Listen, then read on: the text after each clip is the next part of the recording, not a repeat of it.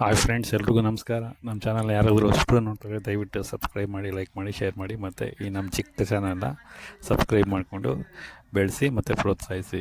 ಈಗ ಬಿಗ್ ಬಾಸಿಂದ ಬರ್ತಾ ಇರೋ ಒಂದು ಅಪ್ಡೇಟ್ ಪ್ರಕಾರ ಒಂದು ಹಾಫ್ ಆನ್ ಅವರ್ ಆಯಿತು, ನಾನೆಲ್ಲ ಹೊರಗಡೆ ಹೋಗಿದ್ದೆ, ಈಗ ಬಂದು ವಿಡಿಯೋ ಮಾಡ್ತಾಯಿದ್ದೀನಿ. ಧನುಷ್ ಗೌಡ ಅವರು ಎಲಿಮಿನೇಟ್ ಆಗಿದ್ದಾರೆ ಅಂತ ಅಪ್ಡೇಟ್ ಬರ್ತಾಯಿದೆ. ತುಂಬ ಬ್ಯಾಡ್ ಲಕ್ ಅನಿಸುತ್ತೆ.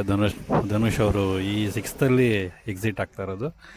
ಬಟ್ ಕಂಪೇರ್ ಮಾಡಿದ್ರೆ ಧನುಷ್ ಅವರು ಅಟ್ಲೀಸ್ಟ್ ಟಾಪ್ 4 ಇರಬೇಕಾಗಿತ್ತು ಅನಿಸುತ್ತೆ.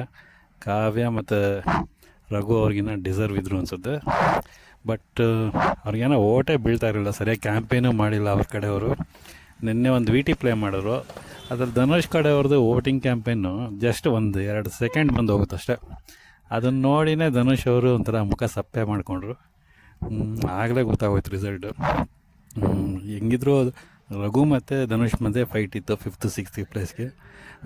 ರಘು ಅವರು ಸೇವ್ ಆಗಿ ಧನುಷ್ ಅವರು ಎಲಿಮಿನೇಟ್ ಆಗಿದ್ದಾರೆ ಅಂತ ಅಪ್ಡೇಟ್ ಬರ್ತಾಯಿದೆ.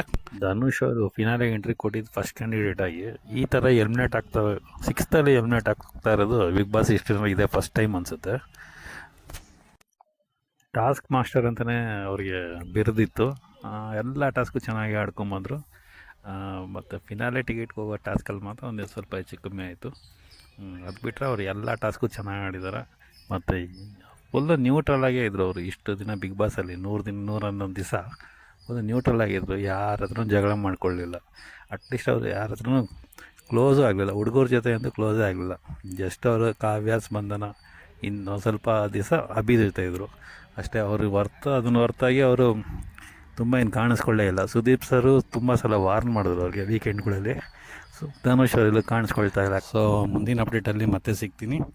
ಅಲ್ಲಿವರೆಗೂ ಕಾಯ್ತಾಯಿರಿ. ಮತ್ತು ನಮ್ಮ ಚಾನಲ್ನ ಸಬ್ಸ್ಕ್ರೈಬ್ ಮಾಡಿ, ಪ್ರೋತ್ಸಾಹ ಮಾಡಿ.